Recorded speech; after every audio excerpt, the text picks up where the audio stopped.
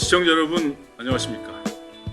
구독자 여러분 안녕하십니까?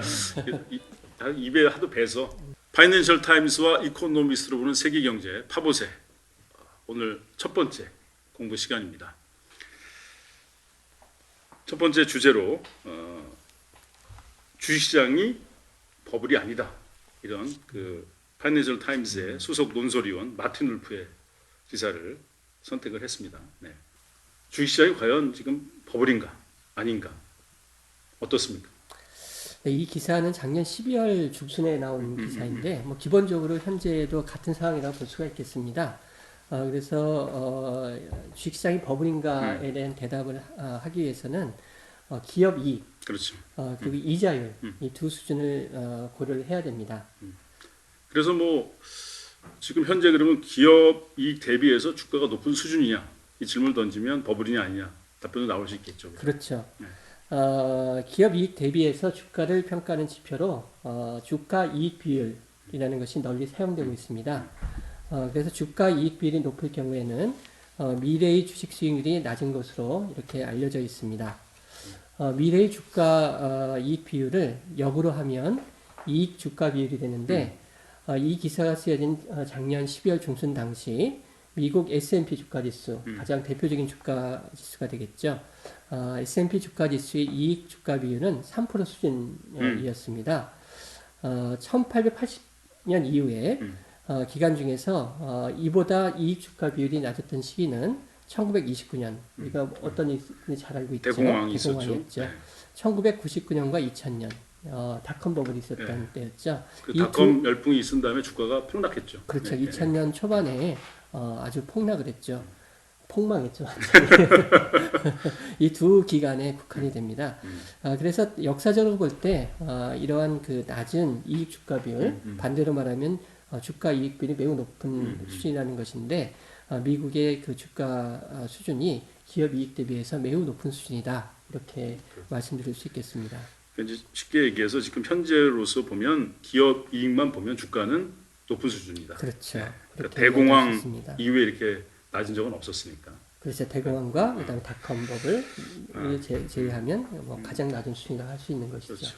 그러면은 이제 이번에는 원석이가 우리가 그러면 이렇게 주가 수준을 평가하는데 이자율을 고려하는 이유가 뭔지 이걸 좀 설명을 좀 해주면 좋겠는데. 일단 금융시장에서 대표적인 그 투자 자산이라고 하면 크게 이제 주식과 채권인데 채권 중에서도 보통 이제 우리가 정부채로 대표되는 국채가 있는데 주식은 약간의 이제 위험도가 큰 위험 자산이고 그다음에 정부채나 또 국채 같은 것들은 이제 무위험 수익률을 해가지고 안전 자산으로 지금 보통 통칭이 되고 있죠.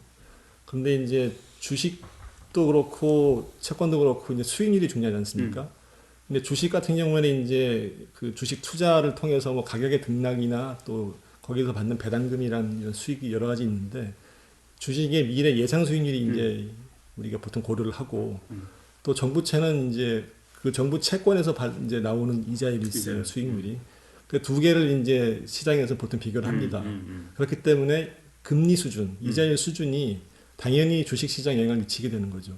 예. 그러니까 쉽게 얘기하면 이제 이거지. 그러니까 채권을 살 것인가, 주식을 살 것인가 이렇게 봤을 때 이자율이 높으면 이제 채권을 살 가능성이 높고 이자율이 낮아지면 낮아질수록 주식시장이 열릴 가능성이 높다. 이렇게 그렇죠. 일반적인 상황에서 그렇습니다. 네. 그걸 이제 우리 마틴 울프 논설위원은 주식 위험 프리미엄이라고 표현을 했어요, 그죠?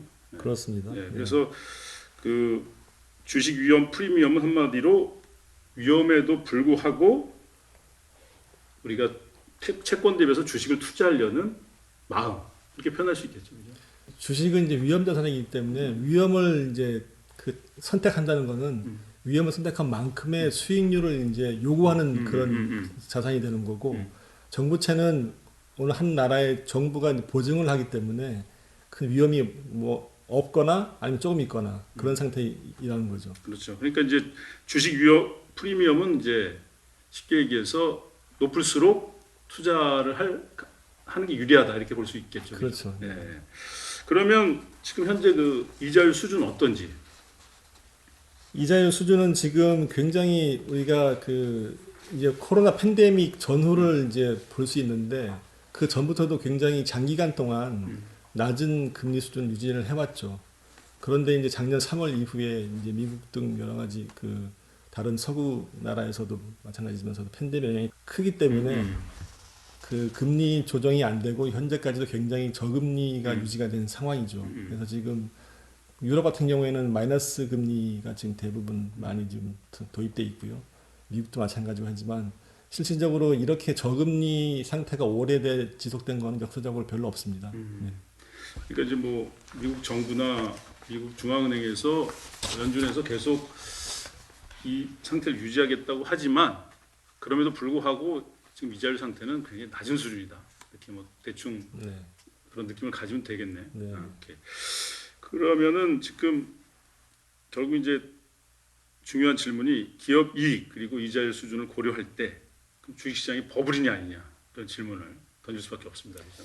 그렇죠. 그래서 지금 그 마틴 울프 기사에 의하면은 이제 그 미국의 경우에 1900년부터 2020년 기간 중에 아까 말씀드린 그 주식 위험 프리미엄, 우리 주식의 예상 수익률과 안전자산인 정부채권의 이자율의 차이, 이 부분이 평균 4.4%였던 연구 결과를 갖다가 인용을 하고 있습니다. 그런데 이 기사가 쓰여진 작년 12월 중순 당시 미국의 그 주가 이익 비율과 그다음 이자율 수준을 감안할 때 주식 위험 프리미엄이 약 4% 수준으로 추정이 된다. 평균보다는 좀 낮은 수준이죠. 조금 낮은 수준이죠. 하지만은 뭐 아주 낮은 수준은 아니기 때문에 역사적인 기준에서 볼 때는 그렇죠. 그래서 다시 말해서 주가 이익 비율이 그 매우 높아서 향후에 낮은 수익률이 예상은 되지만은 동시에 이자율이 매우 낮기 때문에 이러한 그것을 함께 고려하면 주식 위험 프리미엄 자체는 역사적으로 크게 뭐 낮은 수준이다 이렇게 보기는 어렵다 이렇게 할 수 있겠습니다. 그러니까 주식 위험 프리미엄이 이제 평균보다 좀 살짝 낮으니까 그렇죠. 조금 뭐 그렇게 되면 이제 과열됐다고 볼 수 있는 건데 그럼에도 불구하고 이자율이 낮기 때문에 이제 그게 이제 상쇄한다. 그렇죠. 많이 낮은 수준이 아니라는 것이죠. 그렇죠. 평균이 4.4%인데 4% 수준이니까 뭐 약간 낮은 수준이라서 크게 뭐 정상에서 벗어났다. 이런 경우는 뭐 이제 말하기는 어렵다는 이자율 것이죠. 때문에 그저 버블이라고 보기에는 좀 어려운 어렵다. 수준이다 이렇게 볼 수 있습니다. 그렇게 마틴 울프가 이야기를 하고 있습니다. 결국 이제 이자율이 향후 시장을 어떻게 바꿀 것인가의 중요한 요소가 되겠네요. 결국은. 그렇습니다. 그래서 이자율이 이제 앞으로 어떻게 될 것인가가 전체 금융시장, 그리고 주식시장을 포함해서 큰 영향을 줄 것으로 예상이 됩니다. 이제 향후에 혹시 이제 인플레이션이 될 경우에 미국 중앙은행에서 지금은 이제 그렇게 고려하고 있지 않다고 이야기는 합니다만 향후 이자율이 상승을 시킬 때, 그래서 이자율이 상승이 될 경우에는 그 주가가 조정될 가능성도 채권 시장으로 있다. 이제 자기 몰릴 가능성이 생기는 거고요. 그렇죠. 그래서 전체적인 어떤 그 금융시장에 그러한 요인으로 작용할 가능성이 있다. 그래서 이에 대해서 주의를 기울일 필요가 있겠고, 최근에 투자가들 그리고 금융시장 참가자들이 이에 대해서 아주 예민하게 주의를 기울이고 있는 상황입니다. 네.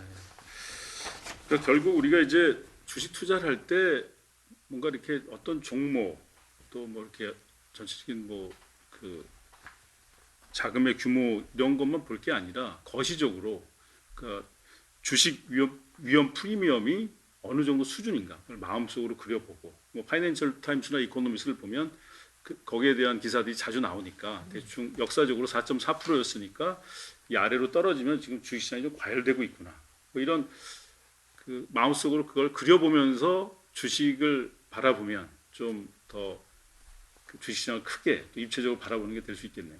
그렇죠. 그래서 뭐 개별 종목도 중요합니다만 지금 김범도 아나운서 이야기했듯이 큰 그림에서 주식시장과 채권시장 이런 전체적인 그림을 그리면서 이해하는 것이 또 매우 중요하다. 이렇게 말씀드릴 수 있겠습니다. 어찌됐건 나도 주식을 안 해서 조금 이렇게 공부하는 느낌인데 주식을 해야 되겠어. 그래야 이게 더 뭔가 살 떨리면서 뭔가 이렇게 막 피부로 와닿는데 주식을 안 하니까 이게 괜히 공부하는 느낌이 드네. 정말 그 세계 경제 걱정하는 컨셉이 되는 것 같은데 우리나라 경제 지수는 어때? 볼 때? 이거는 저기 하지 마요. 우리 경제 효과. 미안 이거 내가 안 한 걸로 이거는 갑자기 삼천포로 빠지면 안 돼. 그러니까 우리나라도 뭐 BTS도 있고 뭐 이런 거 보니까 경제 지수도 나는 분명히 파이낸셜 타임스 이코노미스트 될 거라는 믿기 때문에 뭐 이제 그런 기대를 갖고 있습니다. 근데 이제 그 시장 규모가 다른 것 같아요. 그러니까 이제 파이낸셜 타임즈는 전 세계를 대상으로 해서 이게 영어권에서 영국에서 이렇게 나오는 신문이 뭐 어떻게 보면 세계 최고의 수준에 지금 가 있는 신문이기 때문에 대영 제국 시절에 만들어진 그렇죠. 신문들이. 그래서 그런 것을 배경으로 해서 이렇게 할 수 있고 정말 대단한 신문인 거죠, 사실은. 근데 우리 같은 시장 규모에서 더군다나 우리나라는 이제 우리 한글로 할 텐데 그 시장 규모가 커지기가 사실 어렵잖아요. 그래서 그런 걸 생각해 보면은 쉽지는 않다. 그러나 우리 뭐 자진 인사이 많기 때문에 점점 더 뭐 수준을 높이다 보면 뭐 수준이 올라갈 수 있지 않을까 뭐 이런 생각을 듭니다. 뭐 이제 우리가 세계 경제 주역이 될 텐데 주인공이 될 텐데 아마 경제지도 파이낸셜 타임스와 이코노미스트를 더 능가하는 그런 경제 신문도 분명히 우리나라가 만들어내리라 생각합니다. 네. 뭐 BTS만 봐도 알 수 있고 봉준호 감독을 봐도 알 수 있고 그죠? 그런 기대를 해봅니다. 하여튼 마틴 울프 기사를 보면서 주식을 바라볼 때 종목이나 또 어떤 단기적인 흐름이 아니라 주식 위험 프리미엄 이걸 마음속에 생각하고 역사적인 이익이 4.4%였는데 미국의 경우 그렇죠. 미국의 경우 그보다 낮아지면 좀 과열돼 있다. 좀 이런 기준으로 생각하고 주식시장을 바라보면 굉장히 큰 그림을 보는 거다. 이렇게 얘기할 수 그렇죠. 있겠습니다. 그러면 좀 마지막으로 원석이가 좀 우리 네. 지난주 국제금융 동향을 좀 간단하게. 뭐 오늘 기사 발췌 내용과도 연관이 될 수 있는데 일단은 최근에 이제 국제금융 시장은 그 미국의 금리 동향하고 바이든 신행정부의 이제 경기 부양책 그 의회 통과 또 주요 경제 지표 흐름을 좀 이렇게 쭉 주시를 하고 있어요.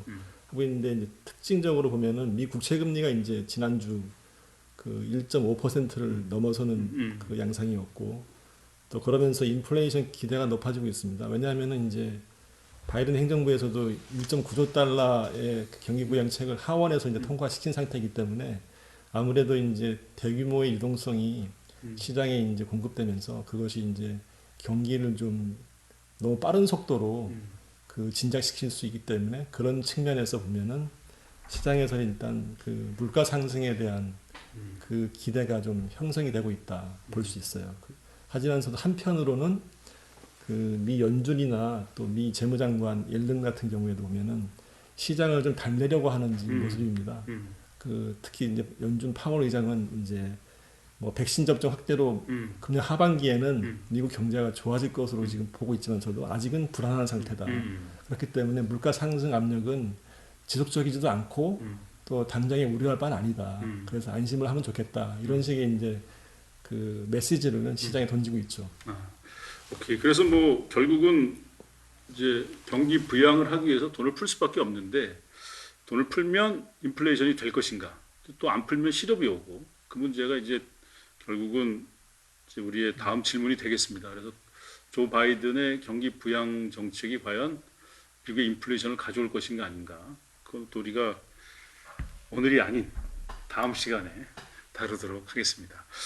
그리고 저희는 뭐 앞으로도 계속 말씀드리겠지만 뭐 저희들이 약장사도 아니고 무당도 아니기 때문에 어떤 섣부른 결론이나 예측은 하지 않습니다. 대부분 섣부른 예측이나 결론하는 경우는 대체로 그 사심이 들어가 있다고 보면 됩니다. 저희들은 질문을 던지면서 끝내는 방송. 그리고 질문하다 보면 어느 순간에 탁월한 정신과 의사가 환자에게 좋은 질문을 통해서 또 환자의 상태를 파악하고 환자가 또 그 질문을 통해서 자기 문제를 해결해 나갈 수 있는 것처럼 우리 파이낸셜 타임스와 이코노미스트로 보는 세계 경제, 파보세를 보는 분들이 경제에 대해서 질문을 던지면서 스스로 이렇게 어떤 세계 경제도 이해하고 또 자신의 문제도 해결할 수 있는 뭐 그런 방향으로 가기 때문에 결론에 쟤들은 왜 뭔가 특별한 결론 안 내리는가? 그게 저희 방송의 특징이고 저희 방송이 얼마나 차별화되는가를 얘기해 주는 겁니다. 네. 하여튼 저는 이걸 통해서 세계 경제의 흐름도 이해하고 대한민국 경제도 살리고 저의 개인적인 경제도 좋아질 수 있기를 기대해 봅니다. 진수 원석 같이 공부하니까 너무 좋다. 뭐 고등학교 때로 돌아간 것 같고 즐겁고 행복하게 이렇게 예전에 미쳐버렸어요. 이렇게 즐겁고 행복하게 하겠습니다. 여러분들도 저희 2학년 선반 교실로 오세요. 오늘 고맙습니다. 네, 감사합니다. 감사합니다.